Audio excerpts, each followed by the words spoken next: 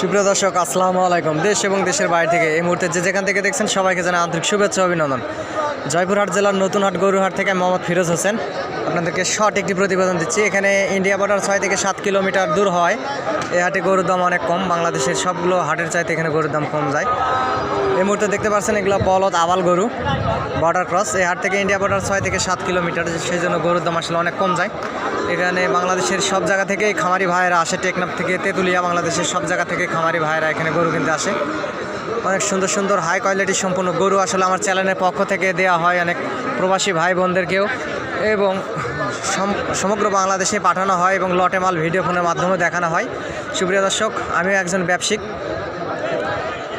হাটে আমিও আসলে প্রত্যেক হাটে 8-10 পিস করে গরু বিক্রি করে থাকি। কোনো ইউটিউবারের পাল্লায় পড়বেন না, আপনারা স্ক্রিনে দেওয়া নাম্বারে যোগাযোগ করতে পারেন এবং আসতে পারেন অনেক সুন্দর সুন্দর হাই কোয়ালিটি সম্পন্ন গরু কেনার জন্য।